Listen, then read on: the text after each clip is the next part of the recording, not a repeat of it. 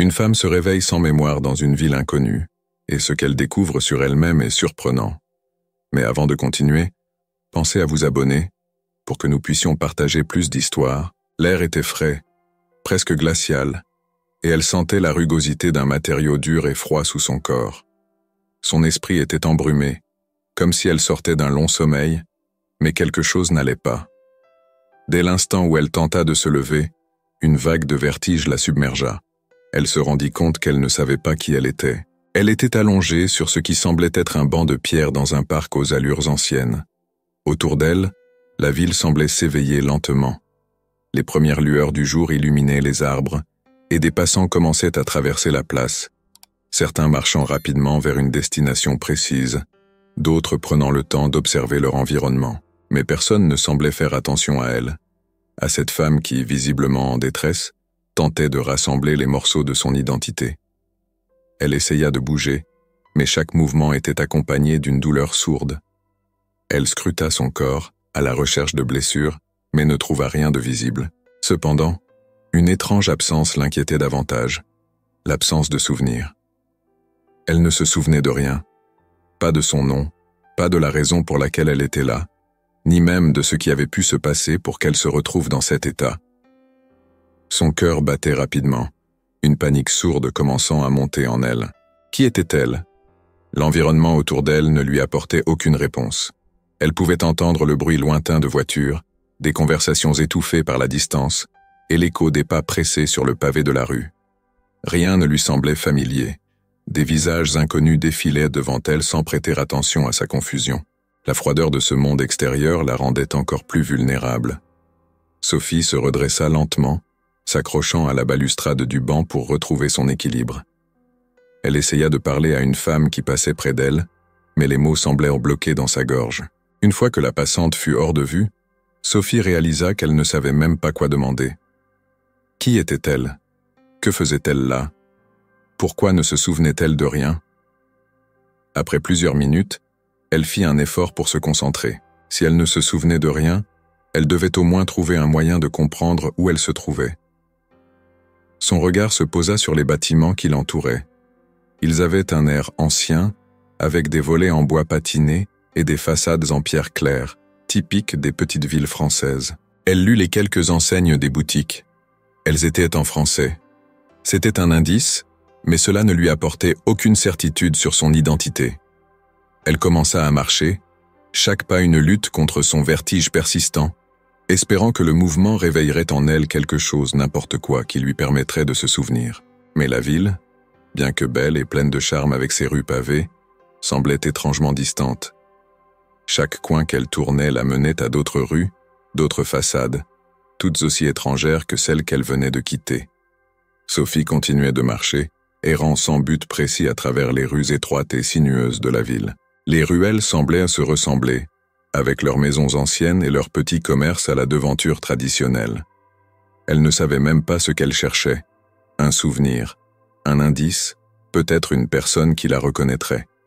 Mais tout ce qu'elle trouvait, c'était des regards distraits, des gens qui semblaient pressés par leur propre routine, sans se soucier d'elle. La ville, bien qu'étrangère, avait quelque chose de familier dans son architecture. Sophie se demandait si elle avait déjà été ici auparavant, dans une autre vie peut-être. Mais même cette idée la laissait perplexe, car aucune trace de son passé ne lui revenait. Les bâtiments de style haussmannien, avec leurs balcons en fer forgé et leurs larges fenêtres, étaient charmants, mais ne provoquaient aucune réminiscence. Elle essayait désespérément de trouver un lien entre ces lieux et son propre passé, mais tout semblait flou et irréel. Alors qu'elle marchait, elle remarqua un marché au coin de la rue, où des étals de fruits, de légumes et de fromages s'étalaient sous le soleil matinal. L'odeur du pain frais et des herbes aromatiques remplissait l'air. Des rires et des conversations joyeuses retentissaient dans l'agitation du marché. Pourtant, malgré l'énergie vibrante qui émanait de ce lieu, Sophie se sentait totalement déconnectée. Elle aurait aimé se fondre dans cette foule, trouver un moment de normalité, mais elle savait que quelque chose n'allait pas. Elle approcha lentement d'un stand de fleurs. Le vendeur, un homme âgé, lui adressa un sourire amical. Il lui tendit une rose en signe de bienvenue. Sophie prit la fleur mais son esprit était ailleurs. Elle se demandait si quelqu'un dans ce marché pouvait la reconnaître, lui dire qui elle était. Mais comment poser une telle question? Seuls des inconnus, occupés dans leur quotidien, passèrent devant elle sans s'arrêter. Elle tenta de retrouver des indices dans ses vêtements. Elle portait une veste en cuir légèrement usée, un pantalon simple et des bottes qui semblaient avoir vu plusieurs hivers. Rien dans son apparence ne semblait inhabituel, mais cela n'apportait aucune information sur son identité. Aucun bijou, pas de sac à main, aucun objet personnel qui aurait pu lui fournir des réponses. Alors qu'elle s'enfonçait dans les ruelles plus calmes de la ville, Sophie se sentait de plus en plus désespérée. Ses pas la conduisirent devant une petite église, dont les portes étaient grandes ouvertes. L'endroit semblait calme, une oasis de silence dans le tumulte de son esprit.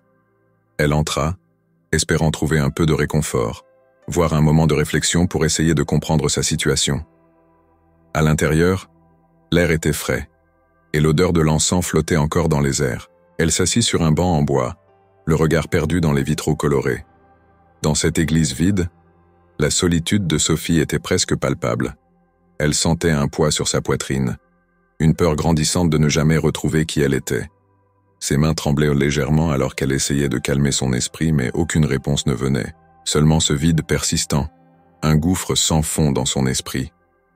Alors que Sophie se trouvait toujours plongée dans ses pensées, elle entendit des pas résonner dans l'église. Levant la tête, elle aperçut une jeune femme qui la regardait avec une certaine curiosité. Elle avait les cheveux courts, ébouriffés, et portait un manteau en laine avec un air légèrement bohème. Ses yeux, brillants de bienveillance, se posèrent doucement sur Sophie. Elle s'approcha d'elle, un sourire rassurant aux lèvres. « Tout va bien ?» demanda-t-elle avec douceur, s'asseyant à côté de Sophie sans la brusquer. Sophie, prise de court, ne savait quoi répondre. Elle voulait tout expliquer, mais les mots restaient coincés dans sa gorge, encombrés par la confusion et la peur. Pourtant, quelque chose dans le regard de cette femme la mettait en confiance. Après un moment de silence, elle réussit à parler, sa voix faible et hésitante. « Je ne sais pas qui je suis », avoua-t-elle finalement, les larmes aux yeux. « Je me suis réveillée ce matin ici sans aucun souvenir. Je m'appelle Camille, » dit-elle doucement. « Je tiens une librairie juste à côté. Tu veux venir avec moi? Je peux t'offrir un peu de thé et peut-être que nous trouverons un moyen de t'aider. » Incertaine de ses choix mais sentant qu'elle n'avait rien à perdre, Sophie hocha la tête et accepta l'aide. Camille guida Sophie à travers les rues jusqu'à une petite librairie nichée dans un coin de la ville. L'endroit était charmant, rempli d'étagères de livres anciens. L'odeur du papier jauni par le temps flottait dans l'air. Derrière la boutique, il y avait un petit appartement modeste, décoré avec goût, où Camille habitait.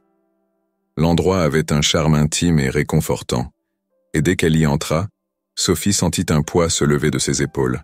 « Assieds, je vais préparer du thé. » Sophie savait qu'elle devait rester sur ses gardes, mais en même temps, elle n'avait nulle part où aller, et cette femme semblait être sa seule alliée dans cette situation.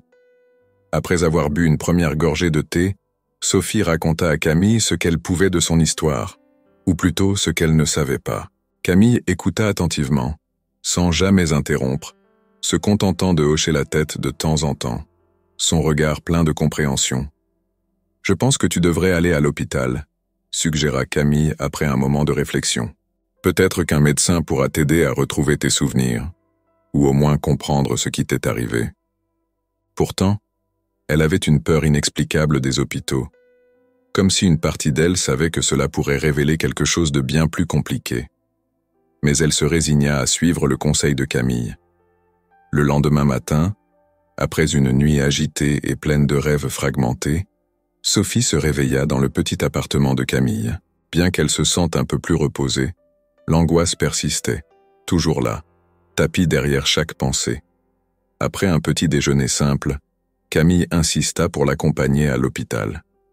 Sophie savait que c'était la chose la plus raisonnable à faire, même si une partie d'elle redoutait ce que les médecins pourraient découvrir. En chemin vers l'hôpital, Camille tentait de la distraire en lui parlant de la ville, un endroit qu'elle avait visiblement appris à aimer. Elle lui expliqua que la ville était un ancien centre marchand, une ville historique traversée par de nombreux voyageurs au fil des siècles. Sophie écoutait distraitement, ses pensées revenant toujours à ce vide dans sa tête, à cette perte inexplicable de son identité. Elle ne se souvenait toujours de rien, et chaque rue qu'elle traversait ne lui disait rien. Quand elles arrivèrent à l'hôpital, Sophie sentit son cœur s'emballer. Les lieux dégageaient cette odeur caractéristique de désinfectant et de lin, une odeur à la fois réconfortante et inquiétante.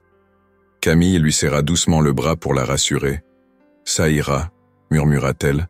« Ils vont t'aider à comprendre ce qui t'est arrivé. » Elle ne savait pas comment décrire son problème de manière succincte, mais la secrétaire médicale, habituée à des cas difficiles, hocha la tête et lui indiqua la salle d'attente. Quelques minutes plus tard, Sophie fut appelée par un médecin d'apparence bienveillante, le docteur Julien, un homme aux cheveux poivre et sel, portant des lunettes cerclées de métal. Il lui demanda de s'asseoir dans son bureau. Camille resta avec elle, une présence réconfortante dans ce moment d'incertitude. Le médecin l'interrogea sur son état, essayant de comprendre l'origine de cette amnésie. Sophie expliqua qu'elle s'était réveillée dans le parc sans souvenir de son passé, incapable de dire comment elle était arrivée là, ou même qui elle était. Dr Julien écouta attentivement, prenant des notes, puis lui proposa une série de tests neurologiques et physiques pour écarter toute blessure ou maladie sous-jacente. Après plusieurs heures de scanners, d'IRM et de tests sanguins, Sophie attendait avec Camille dans une petite pièce stérile, l'atmosphère lourde d'attente et de crainte. Quand Dr Julien revint avec les résultats, son expression était sérieuse, mais non alarmiste. « Tout semble normal sur le plan physique », dit-il en feuilletant les résultats. « Aucune lésion cérébrale apparente, pas de traumatisme visible. » Sophie se sentit soulagée un instant, mais la peur de l'inconnu la rattrapa rapidement. « Cependant, » ajouta-t-il, « vous souffrez d'une amnésie dissociative. C'est un trouble de la mémoire qui survient généralement après un choc émotionnel intense ou un traumatisme. Cela pourrait être lié à un événement récent ou à un traumatisme plus ancien, mais pour l'instant, il est difficile d'en dire plus. » Le docteur Julien lui recommanda de consulter un psychologue pour l'aider à traiter ses blocages mentaux et lui prescrivit quelques séances d'évaluation.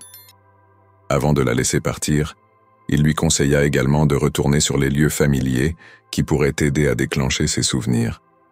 En sortant de l'hôpital, Sophie se sentait encore plus perdue. Bien que physiquement tout soit en ordre, la nature de son amnésie semblait indiquer quelque chose de bien plus profond et complexe. Quel genre d'événement avait pu la briser à ce point? Et comment pourrait-elle retrouver des morceaux de sa vie si elle ne savait même pas où chercher? Camille, quant à elle, restait optimiste. « Peut-être que retrouver des endroits où tu es déjà allé t'aidera », suggéra-t-elle doucement. « Revenons à la librairie. Tu peux y rester aussi longtemps que tu en as besoin. » Elle avait l'impression que quelque chose de plus sombre attendait derrière les portes closes de son esprit, quelque chose qu'elle n'était peut-être pas prête à affronter. De retour à la librairie de Camille, Sophie tentait de retrouver un semblant de calme. L'atmosphère feutrée de la boutique, avec l'odeur réconfortante des livres anciens et le doux bruit des pages qui se tournent, apaisait légèrement son esprit en ébullition. Elle s'efforçait de se rendre utile, rangeant des livres sur les étagères, répondant timidement aux clients lorsque Camille était occupée. Bien que ces gestes simples ne l'aidaient pas à retrouver ses souvenirs, ils lui apportaient un semblant de normalité dans un monde où elle se sentait totalement étrangère. Un jour, alors qu'elle triomphait un coin poussiéreux de la boutique, Sophie tomba sur une pile de vieux journaux locaux. Par curiosité, elle en ouvrit un, feuilletant distraitement les pages. Soudain, quelque chose attira son attention. Là, sur la première page d'une édition datant de plusieurs mois, une photo familière la fixa du regard. Elle sentit un frisson parcourir son échine. C'était elle. Sur cette photo, elle portait une robe élégante, ses cheveux parfaitement coiffés, et elle souriait à côté de plusieurs personnes bien habillées lors d'un événement caritatif. Sophie sentit son cœur s'emballer. Pourquoi était-elle dans ce journal? Que faisait-elle dans cet événement mondain alors qu'elle ne se souvenait de rien de tel? Elle tendit précipitamment le journal à Camille, incapable de détourner son regard de la photo. « C'est moi, n'est-ce pas ?» demanda-t-elle d'une voix tremblante. Camille, interloquée, prit le journal et observa attentivement la photo. Elle hocha lentement la tête. « Oui, c'est bien toi, mais je ne comprends pas. C'est un gala de charité qui a eu lieu il y a environ 6 mois. Pourquoi est-ce que tu ne t'en souviens pas? Comment était-il possible qu'elle ait participé à un événement aussi public, souriante et détendue, sans avoir le moindre souvenir? Elle lut attentivement l'article qui accompagnait la photo. Son nom y était mentionné, Sophie Duval, une bienfaitrice connue pour son engagement dans diverses œuvres sociales. Sophie Duval, murmura-t-elle, testant le son de ce nom.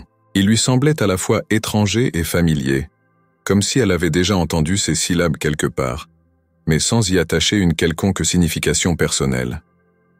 Camille, observant la réaction de Sophie, posa doucement une main sur son épaule. Peut-être que retourner sur les lieux de cet événement pourrait aider à raviver certains souvenirs. Cet hôtel est au centre-ville. Nous pourrions y aller ensemble. Elle ne pouvait pas continuer à vivre dans cette incertitude. Le lendemain, Sophie et Camille se rendirent à l'hôtel mentionné dans l'article. C'était un établissement grandiose, situé en plein cœur de la ville, son entrée majestueuse bordée de colonnes en marbre blanc. En approchant, Sophie sentit une tension monter en elle. Ce lieu évoquait quelque chose. Une sensation enfouie profondément dans son esprit mais encore hors de portée de ses souvenirs conscients. Elle avait la gorge nouée tandis qu'elle franchissait le seuil de l'hôtel. L'intérieur de l'hôtel était encore plus impressionnant. Un immense hall avec des lustres en cristal et des sols en marbre poli reflétait le luxe et l'opulence. Des employés élégamment habillés déambulaient avec professionnalisme et une douce musique classique résonnait en fond. Sophie sentit un frisson la parcourir en voyant ces décors, comme si elle avait déjà marché dans ces couloirs, mais sans pouvoir se souvenir de l'occasion exacte. Elle se tourna vers Camille, incertaine de la suite à donner à cette exploration. Mais Camille l'encouragea d'un signe de tête, lui indiquant qu'elle devait continuer. Elles s'approchèrent du comptoir d'accueil, où un réceptionniste d'un certain âge, au visage, « Je pense être venu ici il y a quelque temps pour un gala de charité. Peut-être. Pourriez-vous m'aider à retrouver des informations ?» Un gala caritatif pour des œuvres locales. Vous étiez accompagné de plusieurs personnalités importantes de la ville. Elle essaya d'en apprendre davantage, mais l'homme ne se souvenait que de détails superficiels. Une grande soirée, des invités prestigieux, mais rien qui ne lui permette de comprendre qui elle était réellement. En quittant l'hôtel, Sophie était encore plus troublée qu'avant. L'idée que sa vie avait été bien plus publique et influente qu'elle ne le pensait la bouleversait. Et pourtant, elle se sentait déconnectée de cette existence passée, comme si cela appartenait à quelqu'un d'autre. Camille, en marchant à ses côtés, tenta de la rassurer. Il est possible que cet endroit, et tout ce qui y est lié, soit la clé pour comprendre ce qui t'est arrivé. Peut-être que ta mémoire reviendra par fragments, mais tu dois être prête à affronter ce que tu vas découvrir. Après leur visite troublante à l'hôtel, Sophie et Camille rentrèrent à la librairie avec plus de questions que de réponses. Sophie était plongée dans une profonde réflexion sur ce que tout cela signifiait. Pourquoi une femme comme elle, apparemment influente et bien impliquée dans la vie publique, se retrouverait-elle sans mémoire dans un parc, sans aucune trace de sa vie antérieure? Rien ne semblait avoir de sens. Alors qu'elle déambulait sans but à travers les rayons de la librairie, un sentiment de malaise grandissait en elle. Le lendemain, alors que Sophie sortait de la librairie pour prendre un peu l'air, un homme s'approcha d'elle. Il avait la quarantaine, un visage durci par les années, mais ses yeux étaient fixés sur elle avec une expression de choc et de soulagement mêlés. Il s'arrêta brusquement à quelques pas d'elle, comme s'il ne pouvait en croire ses yeux. « Sophie, c'est bien toi ?» Mais en même temps, une peur sourde montait en elle. Qui était cet homme? Comment la connaissait-il? Elle répondit d'une voix incertaine. « Oui, mais je ne sais pas qui vous êtes. On se connaît depuis longtemps. » Il marqua une pause, son regard se remplissant d'inquiétude. « Tu as disparu, Sophie. Plus personne n'avait de nouvelles de toi. Je t'ai cherché partout. Comment avait-elle pu disparaître sans que personne ne sache où elle était? » Les questions affluaient dans son esprit, mais elle ne savait pas par où commencer. Maxime, semblant deviner sa confusion, fit un pas en avant, essayant de l'approcher avec douceur. « Je sais que tu ne te souviens de rien et ça doit être terrifiant, mais je peux t'aider. Viens, je vais te ramener chez toi. » Camille restait méfiante, mais elle savait que cette rencontre pourrait être cruciale pour aider Sophie à retrouver son passé. « Maxime, c'est ça ?» intervint Camille. « Je pense qu'il vaut mieux que Sophie y aille doucement. Elle est encore fragile et elle a besoin de temps pour digérer tout ça. Je comprends, mais il y a des choses que vous devez savoir. Sophie a une vie ici, une vraie vie. Elle ne peut pas rester dans l'ombre pour toujours. Une part d'elle savait qu'elle devait suivre Maxime pour obtenir des réponses, même si cela la remplissait de peur. Elle prit donc la décision de l'accompagner, avec Camille à ses côtés pour la soutenir. Maxime les conduisit à travers la ville, en direction d'un quartier cossu, bien différent de la modeste rue où se trouvait la librairie. Les avenues s'élargissaient, bordées d'immeubles imposants et de boutiques de luxe. Sophie regardait par la fenêtre de la voiture, une sensation étrange l'envahissant à mesure qu'ils approchèrent de leur destination.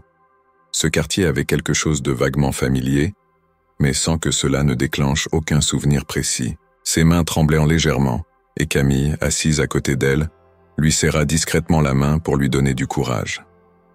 La voiture s'arrêta devant un immeuble moderne, aux lignes épurées, presque impersonnelles. Maxime sortit et leur fit signe de le suivre. Sophie sentit son cœur s'emballer tandis qu'elle entrait dans le hall de marbre brillant. Tout respirait l'élégance et la richesse. Cela ne ressemblait en rien à la vie simple qu'elle avait menée ces derniers jours, à la librairie de Camille. Maxime les mena jusqu'à un ascenseur qui les conduisit au dernier étage. Les portes s'ouvrirent sur un vaste appartement à la décoration minimaliste mais luxueuse. Le sol était recouvert de parquets en chêne clair, et les grandes baies vitrées offraient une vue imprenable sur la ville. Des œuvres d'art modernes ornèrent les murs, et les meubles étaient d'un goût raffiné. Tout dans cet endroit criait richesse et succès, mais rien ne semblait appartenir à Sophie. Elle fit quelques pas dans l'appartement, ses talons résonnant sur le parquet tout en jetant des coups d'œil autour d'elle. Elle s'attendait à ce que quelque chose éveille un souvenir, une émotion, mais tout semblait froid et étranger. Maxime observait ses mouvements avec une certaine appréhension, comme s'il espérait qu'elle reconnaîtrait cet endroit. « C'est ici que tu vivais avant ta disparition, » dit-il doucement. « Tu avais une vie ici, Sophie. Tu étais connue, respectée. Tout le monde te cherchait. » Elle s'approcha d'un miroir suspendu près de la porte d'entrée et observa son reflet. Était-ce vraiment elle, cette femme élégante et sophistiquée qui vivait dans ce luxe apparent? Maxime, voyant son trouble, tenta de l'apaiser. « Je sais que tout ça doit te sembler surréaliste, mais tu dois prendre ton temps. Je peux t'aider à te rappeler. Nous étions très proches. Peut-être était-ce l'étrangeté de la situation, ou peut-être y avait-il autre chose. » Camille, toujours présente, décida de poser une question qui brûlait les lèvres de Sophie. Si elle a disparu pendant tout ce temps, pourquoi personne n'a contacté la police? Mais nous pensions tous que tu reviendrais un jour. Maintenant que tu es là, tout peut redevenir comme avant. Plus tard dans la journée, après que Maxime les ait laissés seuls pour réfléchir, Sophie se retrouva à explorer davantage l'appartement. Bien que l'endroit soit soigneusement organisé et impeccablement propre, il ne lui apportait aucun réconfort. Elle ouvrait les placards, fouillait dans les tiroirs, espérant trouver quelque chose qui déclencherait un souvenir, une émotion, n'importe quoi, mais tout restait mystérieux, comme si cet endroit appartenait à quelqu'un d'autre. Elle finit par trouver, dans une bibliothèque discrètement encastrée dans le mur, un carnet en cuir, caché derrière une rangée de livres. Ses mains tremblaient légèrement lorsqu'elle le sortit de sa cachette. Le carnet semblait vieux et usé, ses pages jaunies par le temps, mais il dégageait une aura de secret. Elle l'ouvrit lentement, sentant son cœur s'accélérer à mesure qu'elle parcourait les premières pages. À l'intérieur, elle découvrit des notes manuscrites, certaines en français, d'autres dans une langue étrangère qu'elle ne reconnaissait pas immédiatement. Les pages étaient remplies de descriptions détaillées de rencontres, de réunions, et de noms qui lui étaient totalement inconnus. Mais à mesure qu'elle tournait les pages, une certitude glaçante commença à l'envahir. Ces notes n'étaient pas celles de quelqu'un qui menait une vie ordinaire. Elles évoquaient des transactions, des rendez-vous secrets et des affaires qui semblaient dangereuses. Sophie sentit une montée de panique en elle. Quel genre de vie avait-elle mené? Était-elle impliquée dans des activités illégales? Elle se tourna vers Camille, qui l'observait avec une expression d'inquiétude. « Qu'est-ce que c'est ?» demanda Camille doucement. « Je ne sais pas, » répondit Sophie, la voix tremblante. « Mais ce carnet parle de gens puissants, de réunions secrètes. Je crois que j'étais Si tu étais lié à ces noms, alors tu étais dans quelque chose de sérieux, quelque chose qui pourrait expliquer ta disparition. Tandis qu'elle regardait par la fenêtre, observant la ville s'étendre à ses pieds, elle se demanda combien de secrets encore se cachèrent dans les ombres de son passé. Les jours qui suivirent la découverte du carnet furent marqués par une tension grandissante pour Sophie. Elle ne parvenait plus à se concentrer sur quoi que ce soit d'autre. Chaque mot écrit dans ces pages semblait chargé de mystère, et plus elle relisait les notes, plus elle réalisait l'ampleur des activités dans lesquelles elle avait été impliquée. Les noms mentionnés dans le carnet la mettaient mal à l'aise. Certains étaient ceux de politiciens locaux, d'hommes d'affaires influents, et d'autres personnes dont elle ne se souvenait pas, mais qui, manifestement, jouaient un rôle important dans sa vie passée. Maxime continuait de lui rendre visite régulièrement, toujours plein de bonne volonté pour l'aider à se rappeler. Mais à chaque rencontre, Sophie sentait une distance s'installer entre eux, une sorte de méfiance qu'elle ne pouvait pas expliquer. Maxime, bien que courtois et rassurant en apparence, semblait cacher quelque chose. Il évitait certaines questions, éludait les sujets les plus sensibles, et Sophie ne pouvait s'empêcher de se demander s'il faisait partie de ce réseau de secrets qu'elle était en train de découvrir. Elle décida de faire une liste mentale des noms qui revenaient le plus souvent dans le carnet. Parmi eux, un certain Dubreuil revenait à plusieurs reprises, associé à des rendez-vous dans des lieux discrets et à des transactions évoquées de manière vague. Sophie avait l'impression que ce nom cachait une grande influence, peut-être même plus que tous les autres mentionnés. Il semblait être au centre de nombreux échanges. Un soir, alors qu'elle tentait de dormir dans cet appartement qui n'était toujours pas le sien dans son cœur, Sophie fut assaillie par des rêves étranges et troublants. Elle se voyait dans des réunions feutrées, discutant avec des hommes en costumes sombres dans des salles mal éclairées. Des voix résonnaient dans sa tête, mais elle ne pouvait saisir le sens de leurs paroles. À chaque fois qu'elle s'approchait d'un visage dans son rêve, celui-ci s'effaçait, comme emporté par une brume épaisse. Elle se réveillait en sursaut, le cœur battant, son corps couvert de sueur. Ses rêves récurrents étaient autant de fragments de son passé, et même si elle n'arrivait pas à les interpréter, ils la poussaient à chercher plus profondément dans ce qu'elle avait autrefois été. Quel rôle avait-elle joué dans tout cela? Était-elle une victime de ses machinations ou au contraire, une pièce maîtresse dans ce puzzle complexe de pouvoir et d'influence? Le matin suivant, Sophie décida qu'elle ne pouvait plus rester passive. Elle devait prendre le contrôle de cette situation, découvrir par elle-même la vérité sur son passé et les raisons de son amnésie. Accompagnée de Camille, elle sortit pour retrouver des lieux évoqués dans le carnet. Le premier endroit qu'elles décidèrent de visiter était un café discret, mentionné dans l'une des pages sous le nom de Café des Arts. C'était là qu'un certain Dubreuil avait été mentionné à plusieurs reprises, comme un lieu de rencontre. Peut-être que des réponses s'y trouvaient, ou au moins un indice. En arrivant devant le Café des Arts, un petit établissement au charme désuet, Sophie ressentit un étrange malaise. Ce lieu lui semblait vaguement familier, bien que flou, comme une image que l'on tente de saisir du coin de l'œil sans jamais réussir à la fixer complètement. Camille, à ses côtés, lui murmura quelques mots rassurants, mais Sophie ne pouvait chasser cette sensation d'être épiée. Elle avait le sentiment constant que des regards la suivaient, même si elle ne pouvait pas en être certaine. Elles entrèrent dans le café, et une odeur de café fraîchement moulu et de pâtisserie les accueillit. L'endroit était presque vide, à l'exception de quelques habitués assis dans des coins discrets, leurs journaux ouverts devant eux, ou leurs regards perdus dans leur tasse de café. Sophie s'assit à une table près de la fenêtre, ses yeux balayant l'endroit dans l'espoir de repérer quelque chose qui réveillerait un souvenir. Mais rien de précis ne lui revenait. Tandis qu'elle était plongée dans ses pensées, elle aperçut du coin de l'œil une silhouette à l'extérieur. Un homme, habillé sobrement, se tenait non loin de l'entrée du café, son regard posé sur elle à travers la vitre. Son instinct lui cria de rester calme, mais elle ne pouvait ignorer cette sensation. Il la suivait. Elle en était presque certaine. Le comportement de cet homme n'était pas anodin. Il restait à distance, ne cherchant pas à entrer dans le café, mais ses yeux ne la quittaient pas. Sophie se pencha vers Camille, murmurant « Il y a un homme dehors. Il me regarde. Je crois qu'il me suit. » Dès qu'elles sortirent, il sembla se fondre dans la foule comme s'il ne voulait pas attirer l'attention sur lui. Mais Sophie savait qu'il ne s'était pas éloigné par hasard. Il la surveillait. Les deux femmes se dépêchèrent de marcher dans les rues adjacentes, essayant de mettre de la distance entre elle et l'homme mystérieux. Mais cette rencontre avait laissé Sophie avec une question obsédante. Pourquoi la suivait-on? Était-elle en danger? Et surtout, qui avait intérêt à la surveiller de si près? Lorsqu'elles revinrent à l'appartement, Sophie ne pouvait chasser de son esprit le visage de cet homme. Elle le connaissait peut-être, ou du moins il savait qui elle était. Elle n'était plus seulement une femme amnésique essayant de recoller les morceaux de son passé. Elle était devenue une cible, une pièce dans un jeu bien plus vaste qu'elle ne l'avait imaginé. Les jours suivants furent teintés d'une atmosphère de paranoïa croissante.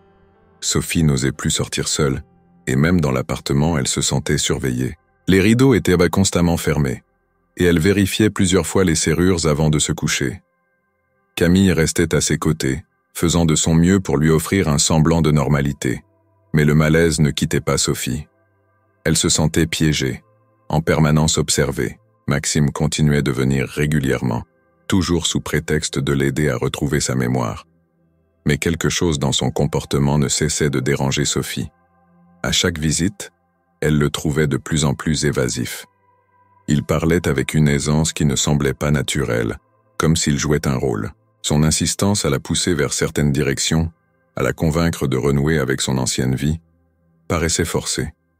Sophie commençait à se demander si Maxime n'avait pas ses propres intérêts dans cette histoire. Un jour, alors que Maxime était dans une autre pièce de l'appartement, Sophie décida de fouiller discrètement son sac, qui était posé négligemment sur une chaise. Ce qu'elle découvrit confirma ses pires soupçons. Dans une pochette dissimulée, elle trouva des documents, des rapports sur ses déplacements, des relevés détaillés de ses interactions avec différentes personnes, y compris Camille. Ses mains tremblaient en lisant ses notes. Maxime n'était pas simplement un ami cherchant à l'aider, il la surveillait depuis longtemps, et il travaillait probablement pour ces mêmes personnes qui avaient orchestré sa disparition. Sophie sentit son souffle s'accélérer. Elle referma le sac avant que Maxime ne revienne, tentant de garder une apparence calme. Mais à l'intérieur, elle bouillonnait. Pourquoi lui avait-il menti? Était-il impliqué dans ce réseau dangereux qu'elle commençait tout juste à découvrir? Les noms dans le carnet, les hommes d'affaires et les politiciens, avaient-ils engagé Maxime pour la manipuler? Plus elle y pensait, plus tout semblait correspondre. Maxime avait un rôle bien plus central qu'il ne le laissait entendre. Lorsque Maxime revint dans la pièce, il lui sourit comme si de rien n'était. Mais Sophie, désormais consciente de ses intentions, ne voyait plus en lui qu'un ennemi potentiel. Elle devait agir avec prudence. Si elle le confrontait maintenant, il pourrait tout nier, ou pire, prendre des mesures pour la faire taire définitivement. Elle échangea un regard avec Camille, qui semblait percevoir la tension dans l'air. Camille ne connaissait pas encore toute la vérité, mais elle sentait que quelque chose clochait. Lorsque Maxime quitta finalement l'appartement ce soir-là, Sophie lui expliqua tout ce qu'elle avait découvert. « Maxime n'est pas celui qu'il prétend être », murmura Sophie. « Il a des dossiers sur moi, sur nous. Il nous surveut. Il travaille probablement pour les mêmes personnes qui ont orchestré tout ça. Je ne peux plus lui faire confiance. » Elle était seule dans ce combat, et désormais elle devait jouer un jeu dangereux pour découvrir qui étaient réellement ses ennemis, tout en évitant de se faire piéger. Sophie sentait la pression monter à chaque minute qui passait. La révélation que Maxime la surveillait, qu'il n'était pas simplement un ami cherchant à l'aider, mais probablement un complice dans toute cette conspiration, l'avait profondément secouée. La méfiance devenait omniprésente. Désormais, elle ne savait plus à qui se fier, et chaque visage dans la rue semblait être celui d'un ennemi potentiel. L'appartement, qui avait déjà été étranger pour elle, était maintenant une prison mentale où elle sentait les murs se refermer.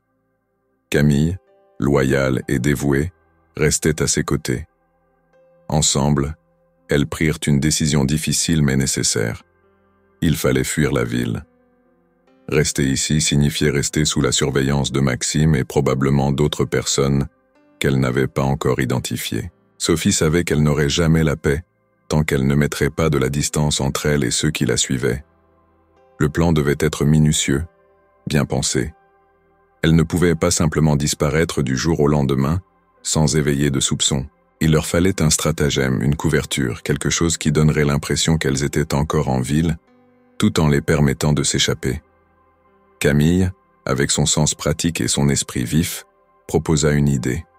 « Je connais quelqu'un en dehors de la ville, » dit-elle, ses yeux brillants de détermination. « C'est un vieil ami de ma famille. Il vit dans la campagne, loin de tout. Si nous réussissons à y aller sans être suivis, nous aurons un peu de temps pour réfléchir et découvrir qui sont réellement ces gens. » Mais avant de partir, elle devait tout préparer. Il ne fallait laisser aucune trace de leur départ précipité. Pendant plusieurs jours, elles continuèrent leur routine habituelle, allant à la librairie, échangeant quelques mots avec les voisins.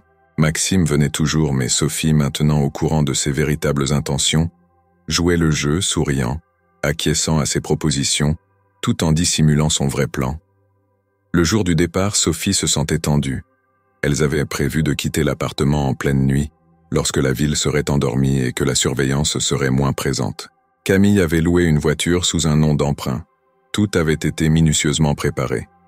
Le moment venu, elles empaquetèrent quelques affaires, juste ce qu'il fallait pour ne pas éveiller de soupçons, et quittèrent silencieusement l'immeuble. Le trajet vers la campagne se fit dans un silence lourd, seulement rompu par le ronronnement du moteur et le souffle rapide de Sophie. À chaque croisement, à chaque virage, elle jetait un coup d'œil dans le rétroviseur, redoutant de voir apparaître une voiture les suivant. Mais la route restait vide, comme si elles étaient les seules à quitter la ville cette nuit-là. Lorsque les lumières de la ville s'évanouirent derrière elle, Sophie sentit une vague de soulagement l'envahir, mais aussi un pincement de peur.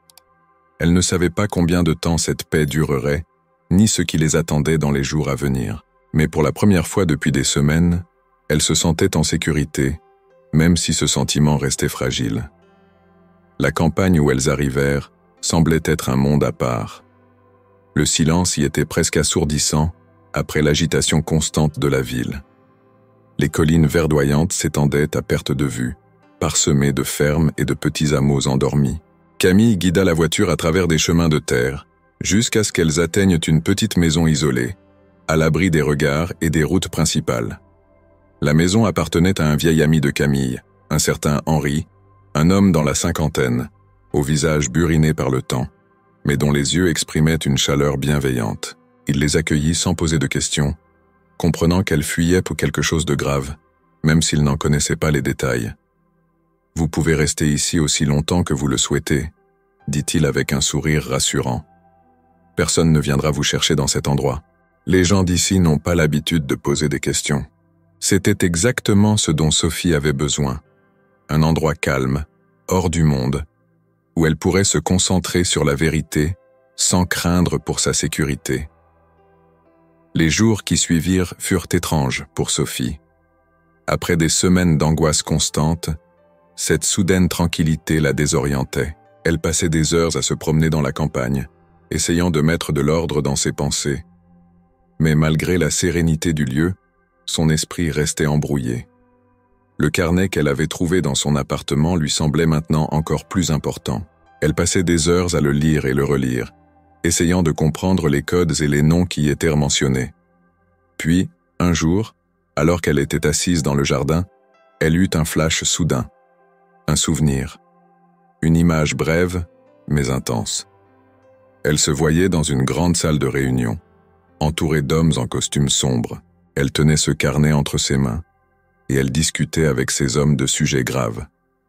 Elle ne pouvait pas entendre leur voix, mais elle savait que c'était sérieux. Elle ressentait la tension dans l'air, la gravité de la situation. Ce carnet contenait des informations vitales, des secrets qui pouvaient mettre en danger ceux qui les connaissaient. Sophie se redressa brusquement, le cœur battant. Ce souvenir ne faisait que confirmer ce qu'elle redoutait depuis longtemps.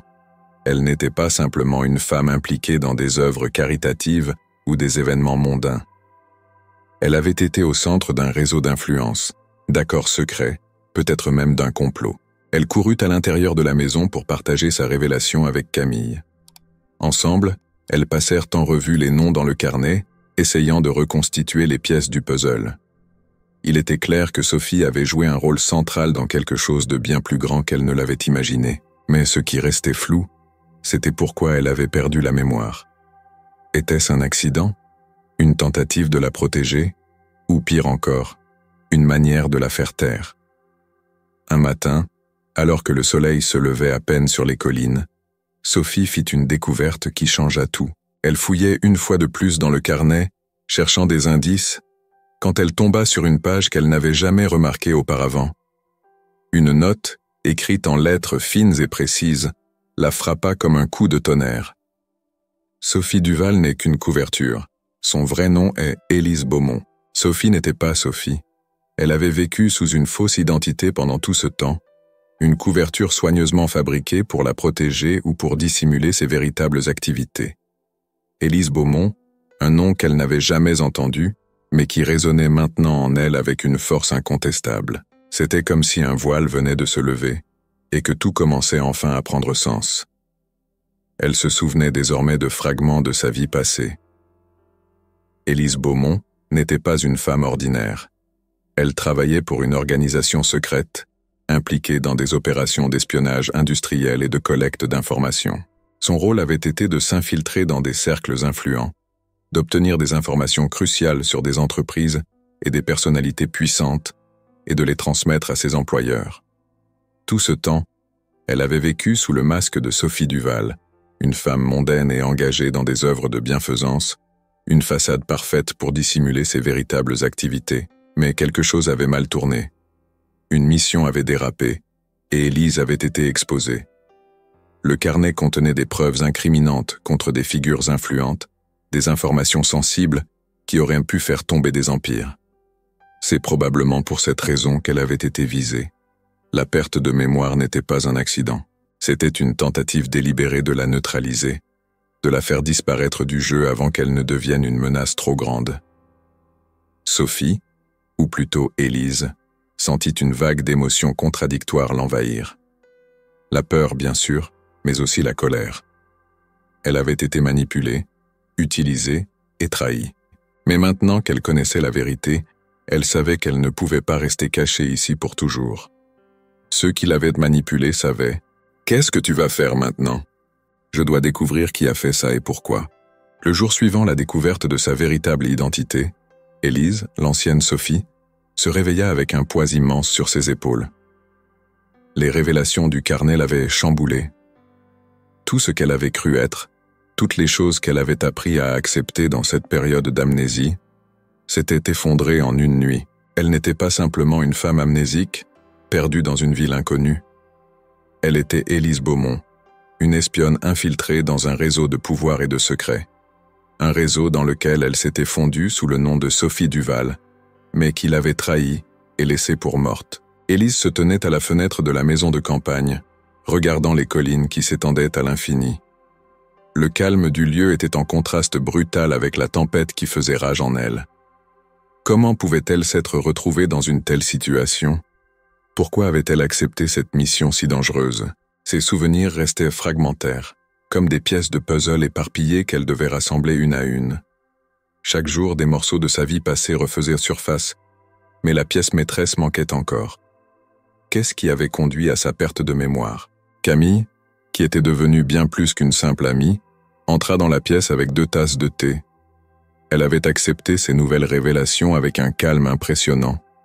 Pourtant, même elle ne pouvait cacher son inquiétude pour Élise. « Comment tu te sens ?» demanda-t-elle doucement en tendant une tasse. Élise prit une gorgée de thé avant de répondre. « Je ne sais pas si c'est du choc, de la colère ou de la peur. Peut-être tout à la fois. J'ai l'impression de redécouvrir qui je suis, mais en même temps, tout semble étranger.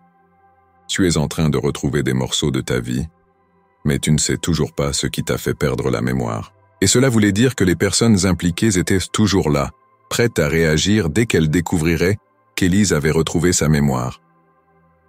Soudain, un souvenir lui revint en tête, vif et précis comme une image déchirante. Elle se voyait au volant d'une voiture, roulant à toute vitesse sur une route déserte en pleine nuit. Elle était poursuivie. Les phares d'un autre véhicule la suivaient de près, forçant ses gestes, ses décisions. Son cœur battait à tout rompre, ses mains crispées sur le volant. Elle se souvenait maintenant de l'accident. Un virage trop serré, des pneus qui dérapaient, puis le silence après l'impact. Elle avait sombré dans l'inconscience. C'était là que tout avait basculé. « C'était un accident », murmura Élise, les yeux perdus dans le vide. Camille fronça les sourcils. Un accident? Il voulait m'éliminer sans me tuer. C'était une question qui restait sans réponse, mais une chose était certaine. Elle ne pouvait plus rester cachée ici. Je dois les retrouver, déclara-t-elle brusquement. Je dois savoir pourquoi ils m'ont laissé en vie, et je dois les confronter. Si ces gens sont aussi puissants que le carnet le laisse penser, il ne faut pas les sous-estimer. Elle était prête à se battre pour retrouver sa vérité. Avant de partir, elle relut une dernière fois le carnet, notant les noms clés, les lieux de rendez-vous et les connexions qui pourraient l'aider dans sa quête. Avec Camille à ses côtés, elles décidèrent de se rendre chez l'un des hommes mentionnés à plusieurs reprises dans le carnet, un certain Charles Dubreuil. D'après les informations qu'Élise avait rassemblées, c'était l'un des hommes les plus puissants du réseau auquel elle avait appartenu. Dubreuil contrôlait des parts d'entreprises stratégiques et il avait une influence énorme sur le monde politique et économique de la région. S'il y avait quelqu'un qui pouvait répondre à ces questions, c'était lui.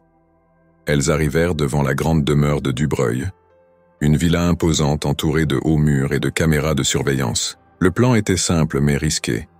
Élise entrerait sous une fausse identité, se faisant passer pour une journaliste enquêtant sur des scandales financiers, tandis que Camille resterait à l'extérieur pour assurer leur fuite en cas de problème. Le cœur battant, Élise pénétra dans la villa. La sécurité était stricte, mais sa fausse identité lui permit de franchir les premières barrières. Elle fut escortée dans un salon luxueux où elle devait attendre l'arrivée de Dubreuil. Assise dans ce lieu fastueux, entourée d'œuvres d'art coûteuses et d'un silence pesant, Élise sentit la tension monter. C'était ici que tout se jouerait. Lorsque Dubreuil entra dans la pièce, elle sentit immédiatement la puissance de son regard. C'était un homme d'une 50aine d'années, au visage dur et calculateur. Il s'assit en face d'elle, croisant les jambes avec une aisance qui trahissait son contrôle total sur la situation. « Vous êtes ici, pourquoi exactement, mademoiselle ?» demanda-t-il d'une voix calme mais menaçante. Élise sourit légèrement, se redressant dans son fauteuil. Beaumont. Élise Beaumont. Mais ce qu'Élise vit dans ses yeux, c'était de la peur. Il avait cru qu'elle avait disparu pour de bon, que l'accident l'avait effacée.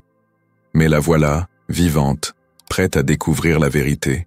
« Vous avez beaucoup de courage de revenir ici, » dit-il finalement, sa voix devenant glaciale. « Je pensais que nous en avions terminé avec vous. Ce carnet contient des informations que vous n'étiez pas censé découvrir. Vous avez creusé trop profondément, Élise. Vous pensiez jouer un jeu dangereux sans conséquence? Nous ne pouvions pas vous laisser partir avec ce que vous saviez. Et donc, au lieu de me tuer, vous avez tenté de me faire oublier? » Elle était prête à tout pour obtenir des réponses. « Je veux savoir pourquoi. Pourquoi m'avoir utilisé puis abandonné, à creuser là où il ne fallait pas? Et ça, Élise, dans notre monde, c'est impardonnable. » Après cette confrontation tendue, Élise quitta la villa de Dubreuil avec une clarté nouvelle. Elle avait enfin découvert la vérité sur son passé, sur ceux qui l'avaient à manipuler, et elle était Élise Beaumont, une femme forte, déterminée et prête à se reconstruire. De retour dans la maison de campagne avec Camille, Élise se sentit libérée d'un poids immense. Elle savait qu'elle ne serait plus jamais la même personne, mais elle acceptait cette nouvelle réalité. Elle n'avait plus peur, car elle avait retrouvé son pouvoir, son contrôle sur sa propre vie. « Et maintenant, que vas-tu faire ?» demanda Camille, en lui servant un verre de vin, un sourire doux sur les lèvres. Élise réfléchit un instant, observant les collines au loin. « Je ne sais pas encore, mais ce que je sais, c'est que je ne fuirai plus. Je vais reconstruire ma vie à ma manière, sans mensonge, sans manipulation. Une nouvelle vie, où je décide de qui je suis. » Élise avait enfin retrouvé son identité, et avec elle, la liberté de choisir son propre destin.